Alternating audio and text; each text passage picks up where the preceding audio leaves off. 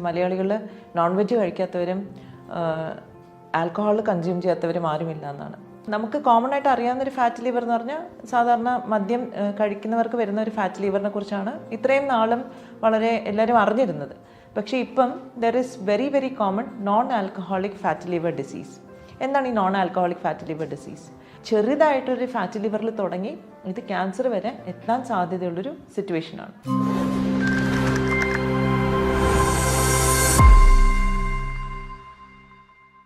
Hello friends, ഞാൻ doctor തൃഷ്ണ, സമത്വം വെൽനസിൻ്റെ medical ഡയറക്ടറും ചീഫ് ഫിസിഷ്യനുമാണ് ട്രിവാൻഡ്രം.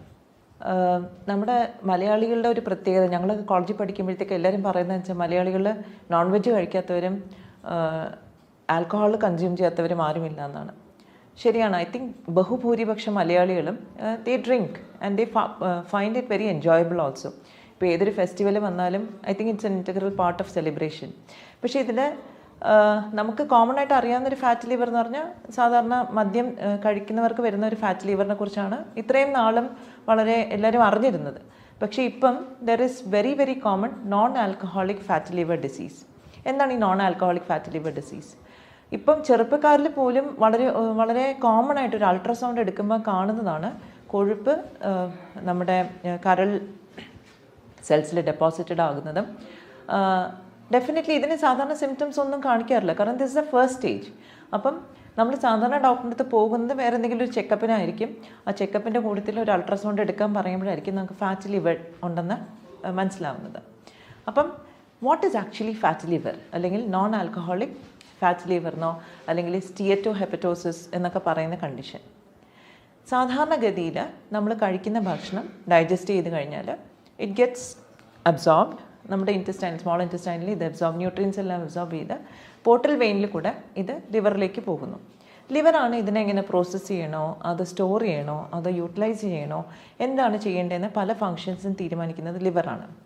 ലിവറിന് ഈ ഫംഗ്ഷൻ കൂടാതെ തന്നെ ഒരു എക്സോക്രൈൻ ഫംഗ്ഷനുണ്ട്, ഒരു എൻഡോക്രൈൻ ഫംഗ്ഷനുണ്ട്. എക്സോക്രൈൻ എന്ന് പറഞ്ഞാൽ സെക്രീഷൻസ് കൊണ്ടുവരും, അതായത് ബൈൽ സെക്രീഷൻ ലിവറിൻ്റെ ഒരു എക്സോക്രൈൻ ഫംഗ്ഷനാണ്. ഈ ബൈൽ സെക്രീഷൻ അനുസരിച്ചിട്ടായിരിക്കും നമ്മുടെ ഫാറ്റിന്, അതായത് നമ്മൾ കഴിക്കുന്ന കൊഴുപ്പിന് ബ്രേക്ക് ഡൗൺ ചെയ്യുന്ന ഒരു പ്രോസസ്സാണ് ഈ ബൈൽ സോൾട്സ് ചെയ്യുന്നത്. ഇത് കൂടാണ്ട് എൻഡോക്രൈൻ ഫംഗ്ഷനുണ്ട്. ലിവറിൽ നിന്ന് തന്നെ കുറച്ച് ഹോർമോൺസ് സെക്രീറ്റ് ചെയ്യുന്നു, again which helps in A lot of metabolic activities in the body. പക്ഷേ ഇതുകൂടാതെ തന്നെ എനിക്ക് തോന്നുന്നു വളരെ പോപ്പുലറായിട്ടുള്ള മലയാളം സോങ്സ് ഒക്കെ നമ്മൾ കേട്ടിട്ടുണ്ടായിരിക്കും. കരളെ എന്നൊക്കെ ആയിരിക്കും പറയുന്നത്. Why? Because liver is a very very important organ in a body. ലിവറിന് എന്തെങ്കിലും ഡാമേജ് വരുവാണെങ്കിൽ അത് it can regenerate very well, പക്ഷേ over a period of time നമ്മുടെ ഫുൾ ബോഡീനെ അത് ബാധിക്കും. അപ്പം non alcoholic fat liver disease വരാനുള്ള കാരണം നമ്മൾ കഴിക്കുന്ന ഭക്ഷണത്തിൽ വളരെ കൂടുതലായിട്ട് കാർബോഹൈഡ്രേറ്റ് അല്ലെങ്കിൽ അന്നജം ഉണ്ടെങ്കിൽ അല്ലെങ്കിൽ ഷുഗർ ഉണ്ടെങ്കിൽ ഇത് അബ്സോർബ് ചെയ്ത് ലിവറിലേക്ക് ചെല്ലുമ്പോഴത്തേക്ക് it causes a lot of definitely ഞാൻ എപ്പോഴും എക്സ്പ്ലെയിൻ ചെയ്യാറുണ്ട്, too much of sugar gets converted to fat. അപ്പോൾ ഇത് ഫാറ്റായിട്ട് സ്റ്റോർ ചെയ്യും. എസ്പെഷ്യലി നമ്മുടെ ലിവർ സെൽസിനകത്ത് ഇത് ഒരു എൻഡോപ്ലാസ്മിക് റെറ്റിക്കുലം, ലിവറിൻ്റെ ഒരു ഭാഗത്തിനകത്ത് ഇത് സ്റ്റോർ ചെയ്ത് കഴിഞ്ഞാൽ ഇത് അവിടെ കുറച്ച് സ്ട്രെയിൻ ഉണ്ടാക്കും. കാരണം ഇത്രയും കൊഴുപ്പ് സ്റ്റോർ ചെയ്യാനുള്ളൊരു കപ്പാസിറ്റി ലിവർ സെൽസിന് ഇല്ല നോർമലി. അപ്പം നാച്ചുറലി അതൊരു ഇൻഫ്ലമേറ്ററി പ്രോസസ്സിലേക്ക് പോകുന്നു, ഇതിനെ ബോഡി റെസിസ്റ്റ് ചെയ്യാൻ തുടങ്ങുന്നു. അപ്പം അതൊരു ഹെപ്പറ്റൈറ്റിസിലേക്ക് പോകുന്നു, ഇൻഫ്ലമേറ്ററി കണ്ടീഷൻ. ആൻഡ് ഈ ലോങ് ടേം ഹെപ്പറ്റൈറ്റിസ്, കുറേ കാലം ഹെപ്പറ്റൈറ്റിസ് അല്ലെങ്കിൽ ഇൻഫ്ലമേഷൻ നിൽക്കുന്ന ഏതൊരു ശരീരത്തിൻ്റെ ഭാഗത്തും it can lead to cancer eventually. അപ്പം ചെറുതായിട്ടൊരു ഫാറ്റ് ലിവറിൽ തുടങ്ങി ഇത് ക്യാൻസർ വരെ എത്താൻ സാധ്യതയുള്ളൊരു സിറ്റുവേഷനാണ്. അതുകൊണ്ട് തന്നെ നമ്മൾ ഇത് ഡെഫിനറ്റായിട്ടും അഡ്രസ്സ് ചെയ്യണം. ഫാറ്റ് ലിവറിൽ നമ്മൾ ഏറ്റവും ഇമ്പോർട്ടൻസ് കൊടുക്കുന്നത് ഡെഫിനറ്റ്ലി നമ്മുടെ ഡയറ്റിന് തന്നെയാണ്. കാരണം ഡയറ്ററി ഇൻ്റർവെൻഷനാണ് ഇതിൽ ഏറ്റവും പ്രധാനം. സ്റ്റാർട്ടിങ് വിത്ത് നമ്മൾ കഴിക്കുന്ന ഭക്ഷണത്തിലെ കാർബോഹൈഡ്രേറ്റിൻ്റെ ക്വാണ്ടിറ്റി കുറയ്ക്കുക. അപ്പം 3 നേരം അരിയാഹാരം കഴിക്കുന്നവരെ definitely you have to stop all that and switch to a healthier diet plan. അവിടെ എന്തായിരിക്കും നമ്മൾ ഫോക്കസ് ചെയ്യുന്നുണ്ടാവുക? അറ്റ്ലീസ്റ്റ് ആദ്യത്തെ 1 മാസമെങ്കിലും നമ്മൾ അന്നജം വളരെ മിനിമൈസ് ചെയ്തിട്ട് വെജിറ്റബിൾസ് ടേസ്റ്റ് ഇല്ലാതൊന്നും കഴിക്കേണ്ട, നമുക്ക് കുറച്ച് ഗീയോ ബട്ടറൊക്കെ ഇട്ടിട്ട് കഴിക്കാം. Plus some nuts and some fruits. ഇതായിരിക്കണം നമ്മുടെ മെയിൻ ആയിട്ടുള്ള ഫുഡ്. നോൺ വെജ് കഴിക്കാമെന്ന് ചോദിച്ചാൽ കഴിക്കാം. റെഡ് മീറ്റ് നമുക്ക് കംപ്ലീറ്റ് ആയിട്ട് ഒഴിവാക്കണം. വൈറ്റ് മീറ്റ് കുറച്ചൊക്കെ നമുക്ക് കഴിക്കാം. ഡെഫിനറ്റ്ലി എഗ്ഗും നമുക്ക് കൺസ്യൂം ചെയ്യാൻ സാധിക്കും. പക്ഷേ ഇതിനെല്ലാത്തിനും ഉപരി നമ്മൾ ഫസ്റ്റ് സ്റ്റാർട്ടിങ് വിത്ത് ലിവർ ക്ലെൻസാണ് ഏറ്റവും നല്ലത്. അപ്പോൾ ഈ NAFLD പോലത്തുള്ള കണ്ടീഷന് നമുക്ക് ഫാസ്റ്റിംഗ് വളരെ ഇഫക്റ്റീവായിട്ടുള്ളൊരു ട്രീറ്റ്മെൻറ്റാണ്. കാരണം ഫാസ്റ്റ് ചെയ്യുന്ന സമയത്ത് കുറേ ക്ലെൻസിങ്, ലിവറിൻ്റെ ക്ലെൻസിങ് നടക്കുന്നു. കാരണം നമ്മൾ മാക്രോ ന്യൂട്രിയൻസ്, കാർബോഹൈഡ്രേറ്റോ ഫാറ്റോ പ്രോട്ടീനോ നമ്മൾ ഭക്ഷണത്തിൽ കൊടുക്കുന്നില്ല. അതുകൊണ്ട് തന്നെ ഇതിനെ പ്രോസസ്സ് ചെയ്യേണ്ട ഒരു ജോലി ലിവറിനില്ല. ലിവറിന് ആവശ്യത്തിന് റെസ്റ്റ് കിട്ടുന്നു. അതുകൊണ്ട് തന്നെ കുറച്ചുകൂടെ ബോഡിയിൽ, അതായത് ലിവറിൽ അടങ്ങിയിരിക്കുന്ന കുറേ കൂടെ ടോക്സിൻസ് ലിവറിന് റിമൂവ് ചെയ്യാനായിട്ട് സാധിക്കും. അപ്പോൾ ലിവറിനെ ക്ലെൻസ് ചെയ്യാനായിട്ട് വളരെ ഇഫക്റ്റീവായിട്ടുള്ള ഒരു നിങ്ങൾക്ക് എല്ലാവർക്കും അറിയാവുന്ന ഒരു ഹേർബാണ് കീഴാർനെല്ലി. കീഴാർനെല്ലി നമുക്ക് അതുപോലെ തന്നെ അടിച്ചു പിഴിഞ്ഞ് കുടിക്കാം, ദാറ്റ് ഈസ് ഇഫക്റ്റീവ്. പക്ഷേ ഫോർ സം പീപ്പിൾ ആ ചെറിയൊരു ക്വാണ്ടിറ്റി പറ്റില്ല. അപ്പോൾ നമ്മൾ കോൺസെൻട്രേറ്റഡ് ആയിട്ട് തന്നെ നമ്മൾ കൊടുക്കണം. അപ്പം liver cleanse is very very important. പിന്നെ നമ്മുടെ ഡയറ്റിൽ ഒരുപാട് സെലറി എന്ന് പറയുന്ന ഒരു അഗെയിൻ ഇറ്റ്സ് എ വെജിറ്റബിൾ. നമ്മൾ ഫോറിൻ കൺട്രീസിലൊക്കെ ഒരുപാട് യൂസ് ചെയ്യുന്നുണ്ട്. അപ്പോൾ സെലറി ധാരാളം നമ്മുടെ ഫുഡിൽ ഇൻക്ലൂഡ് ചെയ്യുന്നുണ്ട്. നമുക്ക് ഫാറ്റി ലിവർ അല്ലെങ്കിൽ ലിവർ ഡീറ്റോക്സ് നടത്താനായിട്ട് സാധിക്കും. Parsley is another herb. നമുക്ക് ഒരുപാട് ഡയറ്റിൽ ഉപയോഗിച്ച് കഴിഞ്ഞിട്ടുണ്ടെങ്കിൽ നമുക്ക് പാസ്ലി ശരിക്കും പറഞ്ഞാൽ ലിവർ ക്ലെൻസിന് വളരെ ബ്യൂട്ടിഫുള്ളായിട്ട് ഉപയോഗിക്കാൻ പറ്റുന്നൊരു ഹേർബാണ്. കൂടാണ്ട് നമുക്ക് വേറെ എന്തൊക്കെ ചെയ്യാൻ പറ്റും? അപ്പം ഇതൊക്കെ നമ്മൾ ഇനീഷ്യലി നമ്മളൊരു ഫാസ്റ്റിംഗ് ഫേസിലേക്ക് വന്നു. ഫാസ്റ്റിംഗ് കഴിഞ്ഞ് നമ്മൾ ഡയറ്റിലേക്ക് പോകുമ്പോഴത്തേക്ക് സോളിഡ് ഫുഡ് കഴിക്കുന്ന ഒരു അവസരത്തിലേക്ക് വരുമ്പോഴത്തേക്ക് ഞാൻ ഈ പറഞ്ഞ കണക്ക് നമുക്ക് വളരെ ലോ അന്നജം കുറച്ചിട്ട് നമുക്ക് വെജിറ്റബിൾസും ഫ്രൂട്ട്സും ധാരാളം ഉൾപ്പെടുത്തി ഒരു വൈറ്റ് മീറ്റും കുറച്ച് ഫിഷും എല്ലാം ഉൾപ്പെടുത്തിയ ഒരു ഡയറ്റിലേക്ക് നമുക്ക് പോകാൻ സാധിക്കും.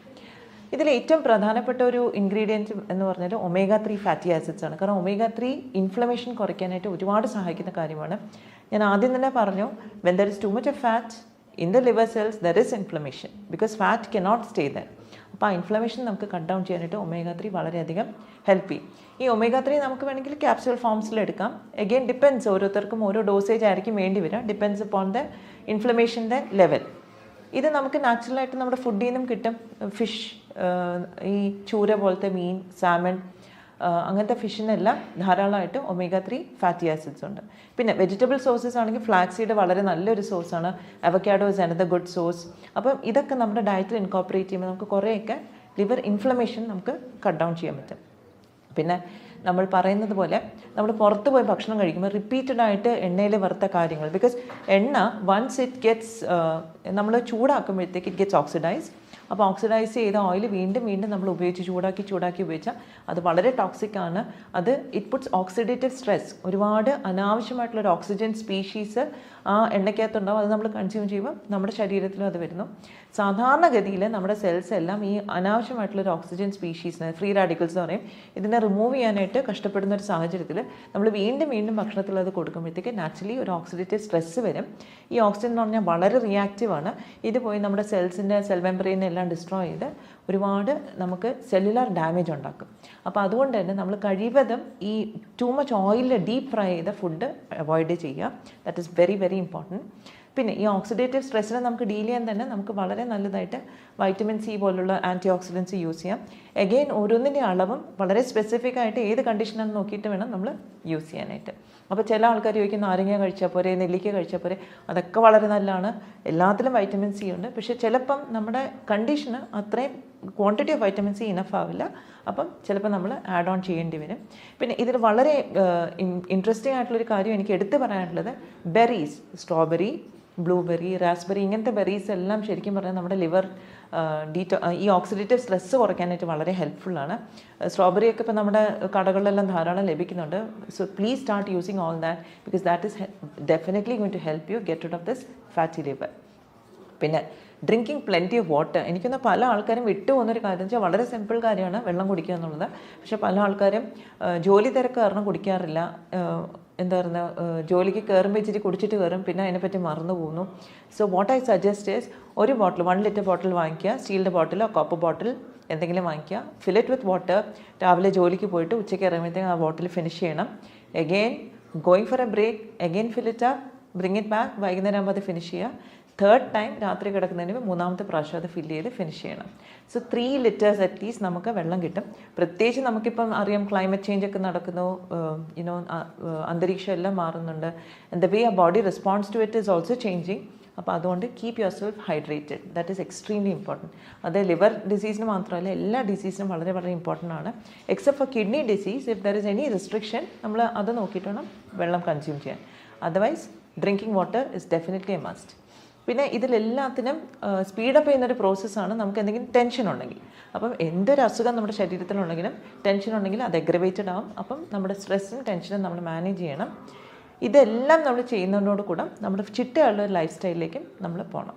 സോ ടൈമിംഗ് വെച്ച് ഫുഡ് കഴിക്കാം, ടൈമിൽ ഉറങ്ങുക is also very very important. ഇതെല്ലാം ഹെൽപ്ഫുള്ളായിരിക്കും. സോ ഇതിൽ ഇനിയും കൂടുതൽ എന്തെങ്കിലും സംശയം ഉണ്ടെങ്കിൽ do contact us. We are always there for you to sort out your doubts. Thank you very much.